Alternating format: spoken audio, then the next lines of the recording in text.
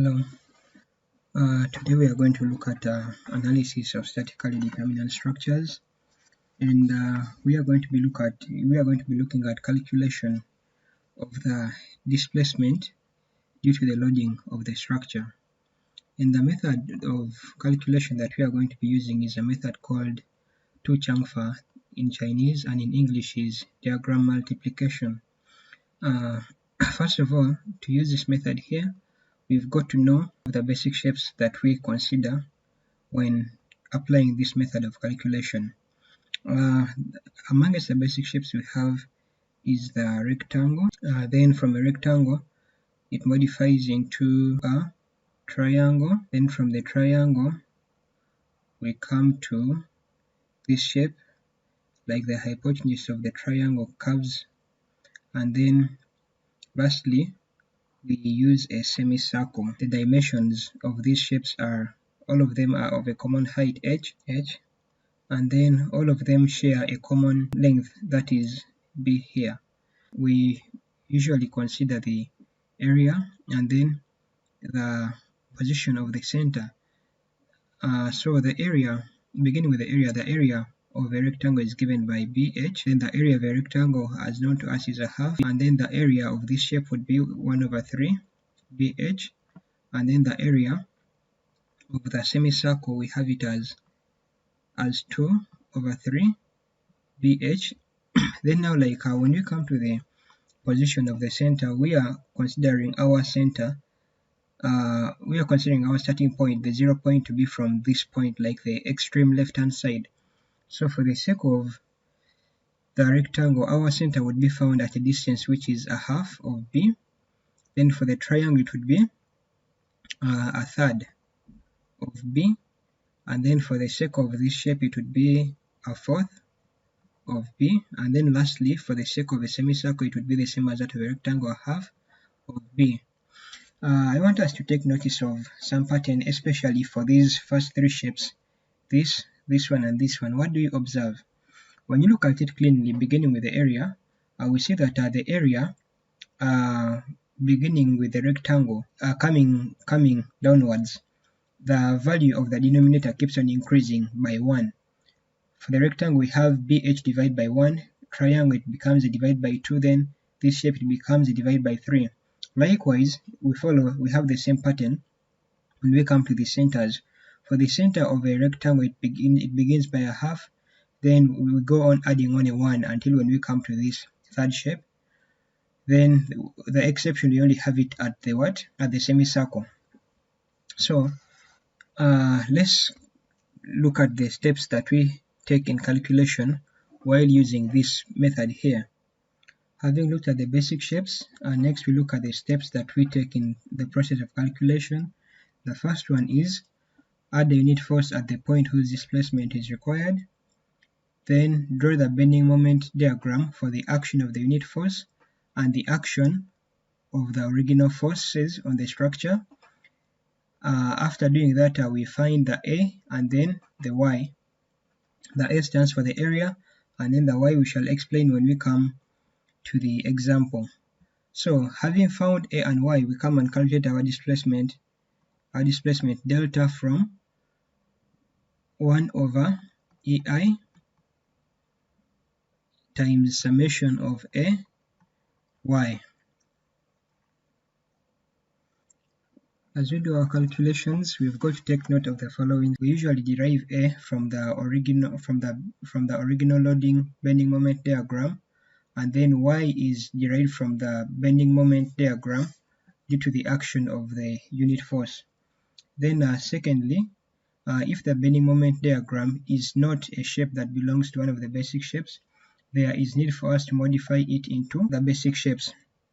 So next, let's try to look at the explanations of these two scenarios here that we've talked about. To begin with, let's assume that we have been given a structure that is of this nature here.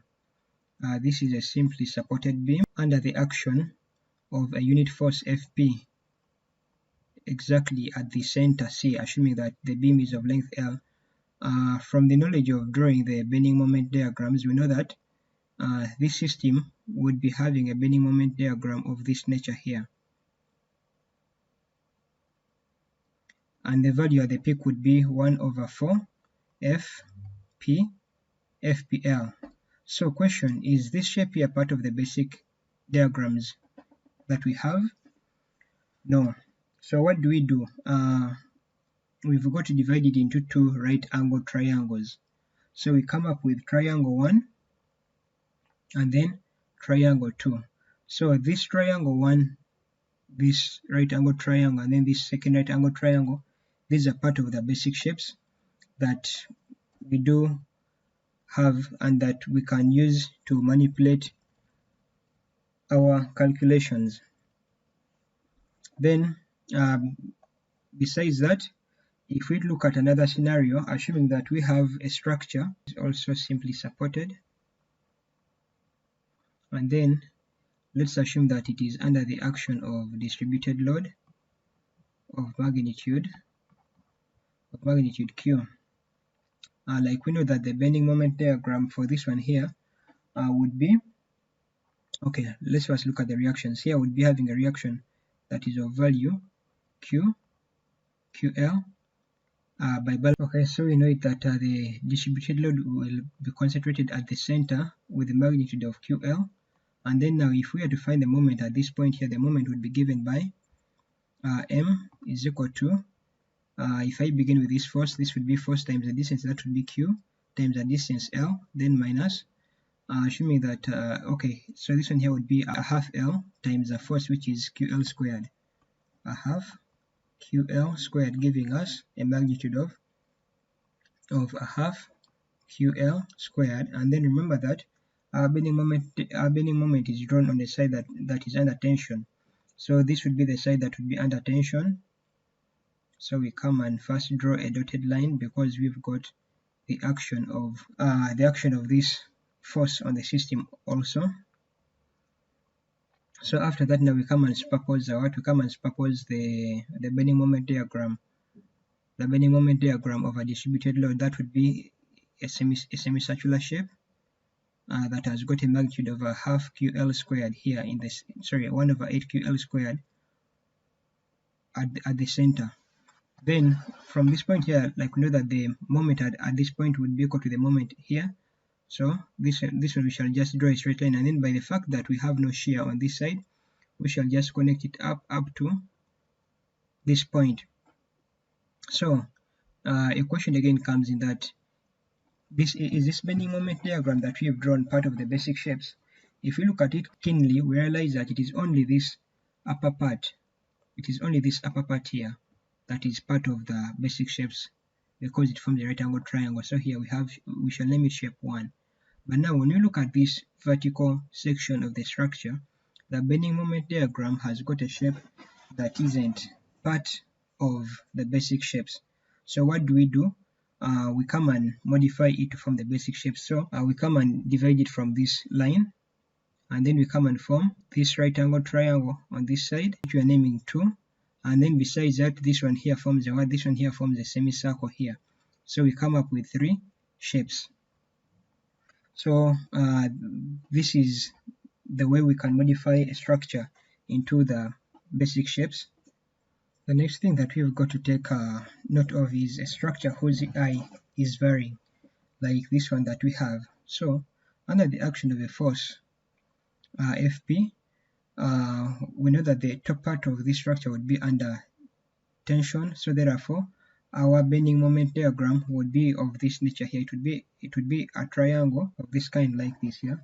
So what do we do for such structures here? We do split the structure at a point whose EI changes. So if you look keenly here, the EI varies at exactly this point. So what do? We come and divide this shape from here into 2.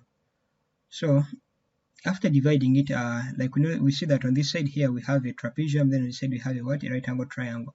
So right angle triangle is already part of the basic shapes we have, so this should be shape 1.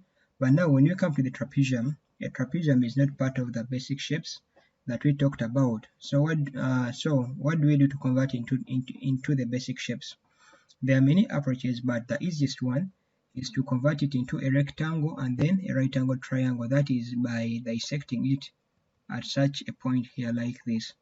So this would be giving us a rectangle that we can call shape 2, and then a triangle that we can call shape 3. And then lastly, the other thing we've got to take note of is a sign convention. The sign convention in calculation is that if at all the bending moment diagrams, as in that of the action of the unit force and the action of the original loading, is on the same side, they do take a positive sign. But then if they are on opposite sides, say for example one of them is in the tension region, one of them is in the compression region, the sign is a negative. So next we are going to be looking at some examples to try to understand how we apply these points here.